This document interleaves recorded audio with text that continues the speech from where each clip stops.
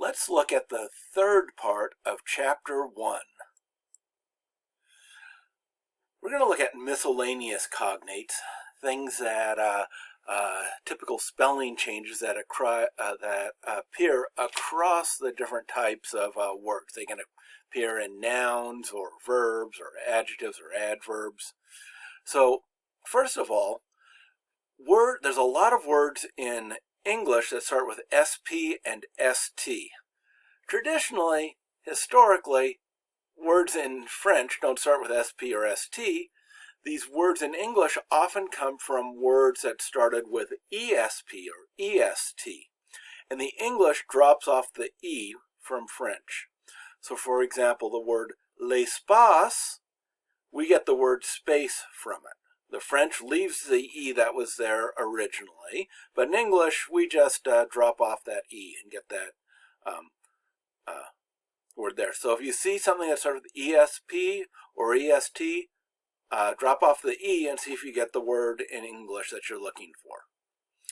Now sometimes words that start with ES, the ES is replaced by the E with the accent aigu, which is pronounced A.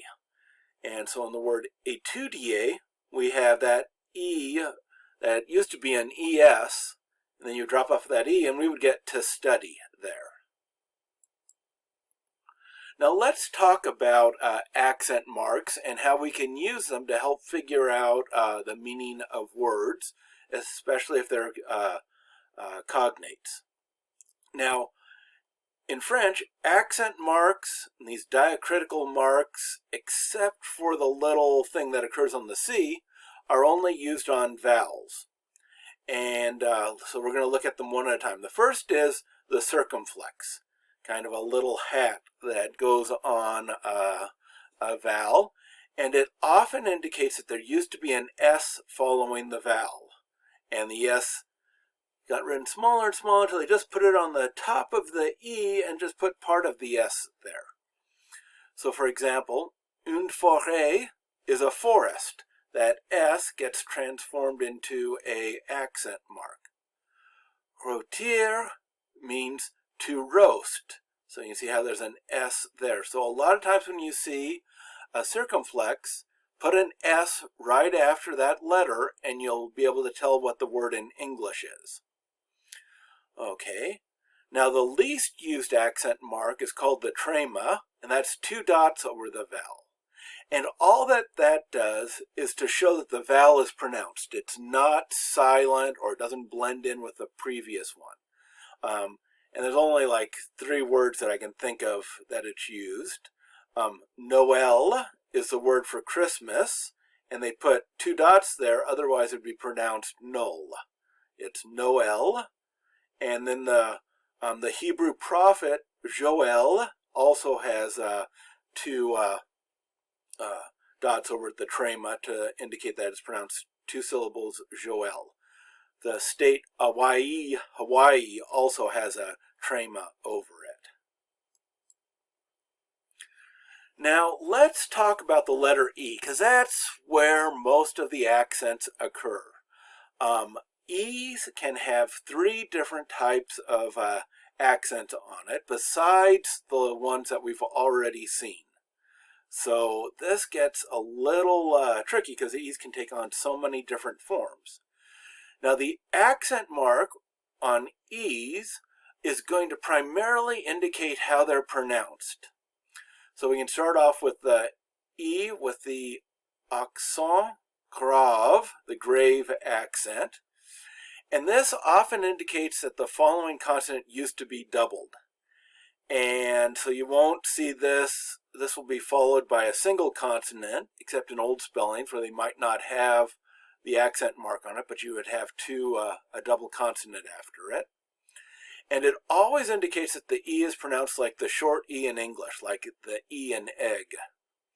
So here we have the word la modèle, and that means model or pattern.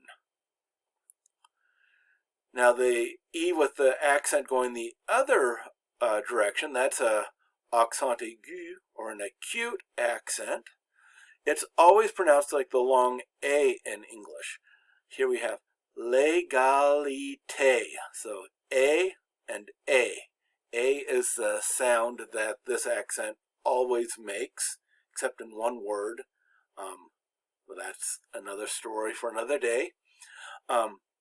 And then we have the so that's how you pronounce the letter E, is that doesn't have any accent mark, and that's usually very short or silent, except when followed by two consonants, or N or M or R. So here we have le centre. So we've got in the word le, that's really short, and sometimes it just kind of contracts out of there. Here the second set, we have EN, and we know that makes the nasal sound, son. And then we've got tre, which again, the E is very short, le centre. So it's pretty much only one syllable long.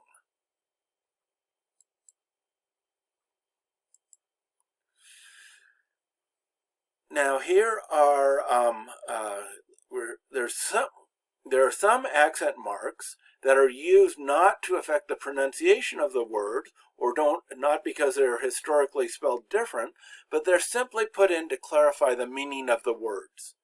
Two of the most common words in French are ah and ah.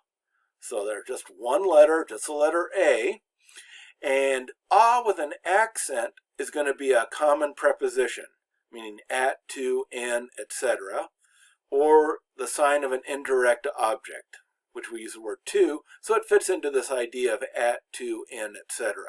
So ah with the accent is going to be a preposition, whereas ah without an accent is a common verb. So that's really important to remember. It's going to be the third person singular of avoir, which means to have, so it's going to get translated as has. So ah with no accent is a verb, ah with an accent is a preposition.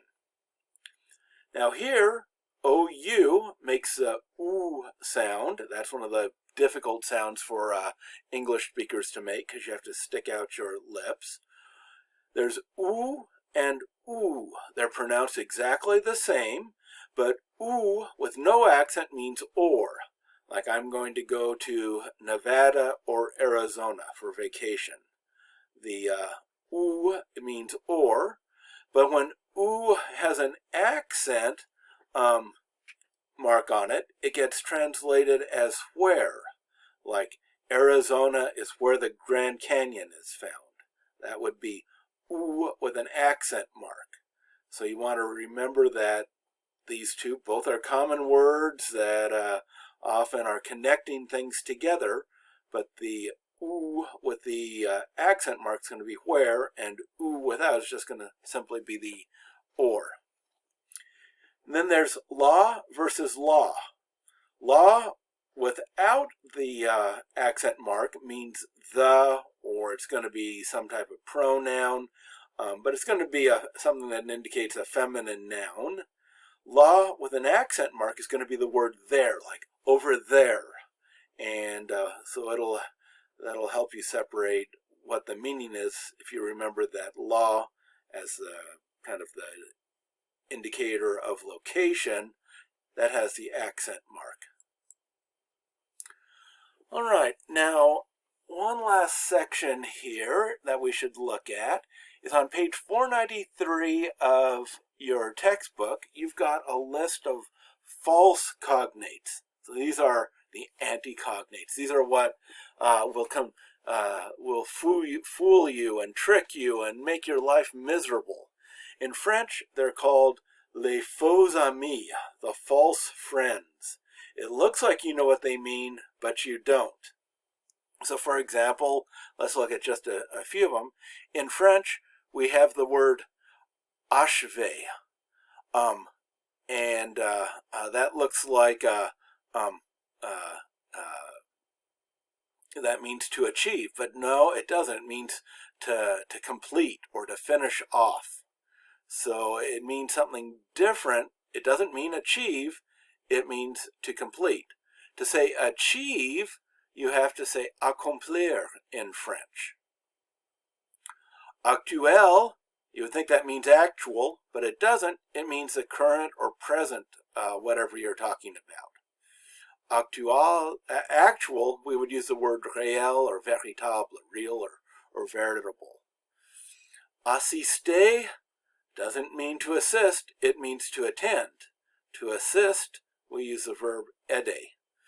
So we've got 2 pages of false friends here, and these will mess you up on your exam if you don't recognize them as false friends.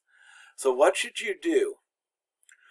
What I would do is I would go through this list and make up cards to learn these common words if you think that they might occur in your type of literature.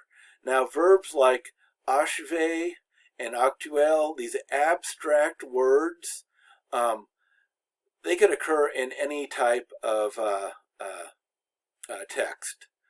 Glace, which means ice or ice cream, that's pretty concrete unless you have some text, some subject where ice or ice cream, well, if you're studying Antarctica, if your dissertation is on the literature of Antarctica or something, you might want to include that, but otherwise you might not want to include that. So go through this list, make flashcards for these to make sure you don't automatically think that they're cognates, but rather understand what they really mean.